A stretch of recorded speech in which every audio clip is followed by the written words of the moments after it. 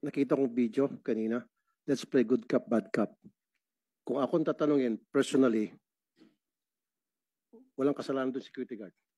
Sorry kasi sabi kanina may kasalanan security guard. Nakita kong video.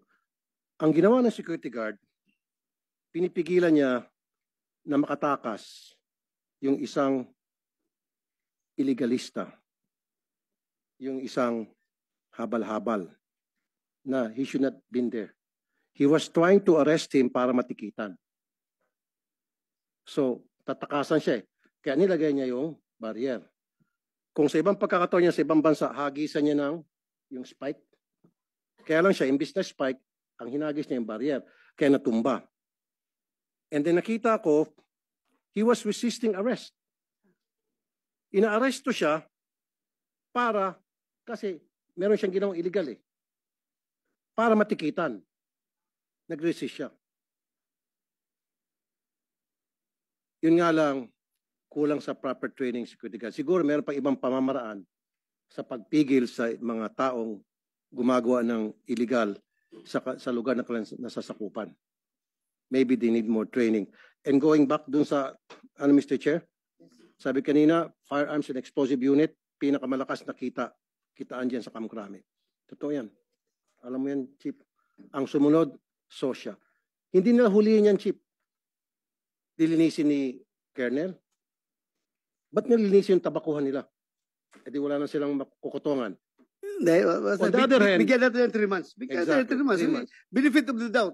Niniwala pa rin ako dito eh. Naka-uniforme ito eh. May tsapa ito eh. Alam kong pag sinabi mo, you have your word, di ba? So gawin nyo. Pero tama yung Mr. Chair, sinabi mo, let's involve the NBI. Yes. Kasi yung NBI, magaling pagdating sa investigasyon, magaling sa pagtitik-tik, magaling sa intelligence. I think let's stop the NBI. Tama yung nandito yung NBI. Kayo dyan sa PNP, sorry nakakahiya po kayo. More than 2 decades na yung programa ko, every single day may mga security guard nagreklamo. Malaman-laman ko yung ugat ng reklamo, house show. Alam niyo po yung house show, di ba? Yung pong security agency. Napayagan yung magbukas, nabigyan yung lisensya, nabigyan yung permit. Yung pala walang kakayahan na magpatakbo ng security agency. In some cases, totally wala talagang permit, wala talagang lisensya. But you turn a blind eye kasi binabalik-balikan nyo yung security agency para hingan. It's about time. Marami sa mga security guard natin nagwawala, nagwarimentado. Alam niyo na, the overwork. Security guard for the information of everybody here. Kayo ba nakarinig na ng security guard na nagtatrabaho ng 20 hours a day straight, walang day off? Monitor niyo ba yun? 20 hours a day, walang day off. At ang bayad, below minimum. Sino ang hindi mag-orimentado? Pagod na pagod. Pag-uwi ng bahay, dadakdakan ni misis. Akala siguro, ng babae o binulsa. Ng busa, ng gupit, ng sweldo. Kaya security guard, pagdating trabaho, nagwawala, nag-orimentado. Marami na tayong mga security guard narinig na maril, ng bugbog.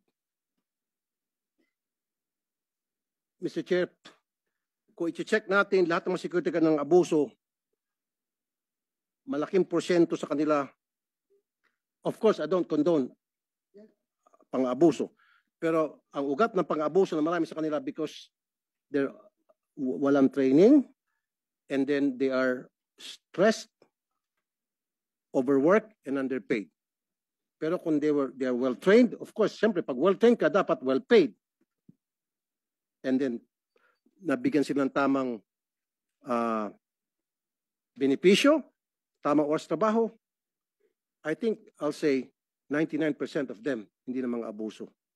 Alam niyo yun, Sosya, di ba? And you agree, Colonel Manuel Espejo?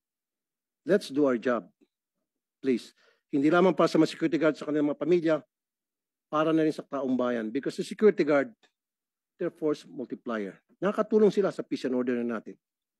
Pag meron dyan naglalakad na tao at tingin niya nasa panganib siya, tatakbo security guard, magpapatulong. Mama security guard, tulungan mo kami. Eto pa, marami ako alam ng security guard. Ewan ko, monitor dito ng social.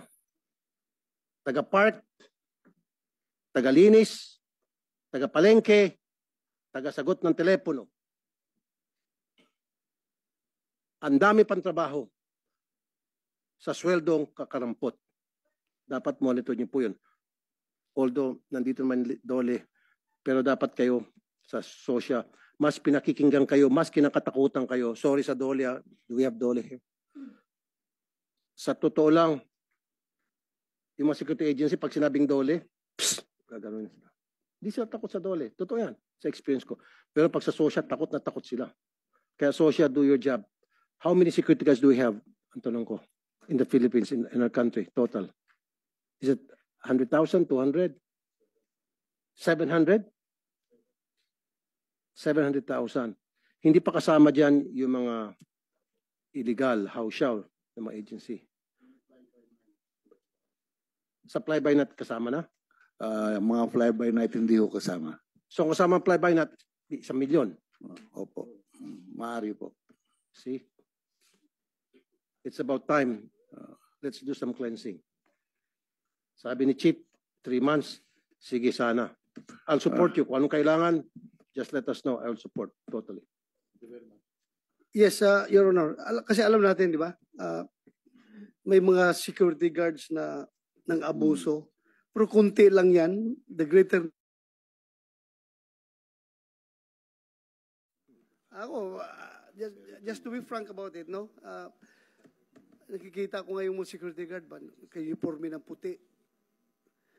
Tapos, pinipilit nila na labhan palagi yung uniforme nila araw-araw para hindi madumi tingnan sa mga tao.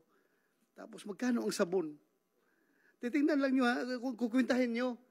Kwintahin ninyo yung paglaba at pagplansa ng kanilang uniforme. Ikumpara nyo sa sweldo nila. Talagang hindi ka abutin. Thank you. Salamat. Salamat, Senator Tulfo. So, mas marami sa kanilang naabuso. So, kayo naman, sabihin naman nyo, being SUSIA, being the regulatory agency of all these security guards and security agencies, sir, pagdating sa sweldo, sir, kung na-delayed sila,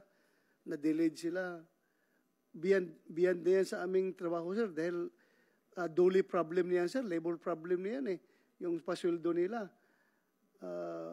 Hindi ba nyo minimonitor yan?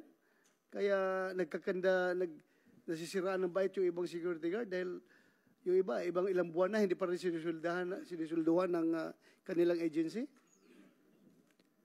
Mr. Chair, sir, as to the other aspects, sir, Dolly matters nga po yun. But on the part of the complaints of the security guard, if they will be complaining to the Office of the Social Sir, we will take cognizance of the complaint if the agency failed to give them the right salary by the violations of this 11917, sir, but not to the aspect of the amount.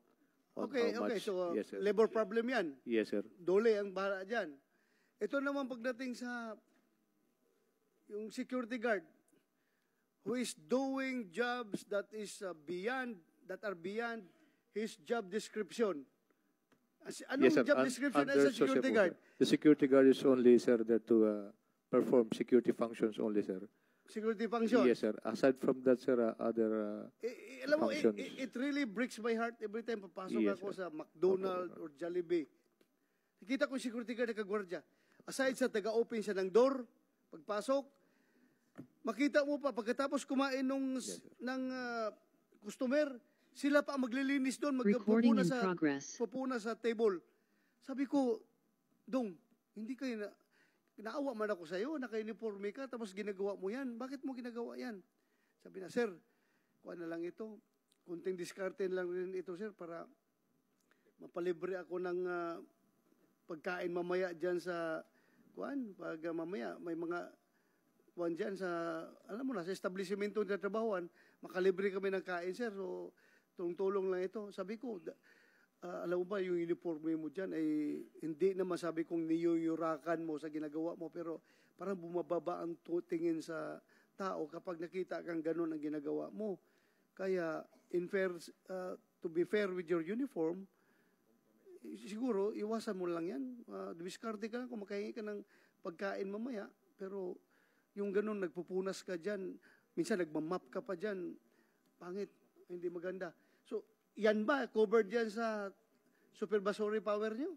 Yes, Your Honor, sir. In fact, sir, we reiterated and we issued memorandum circular in line with that, sir, that we reminded our PSAs and our PSPs that our security guard will only perform security functions, no more, no less.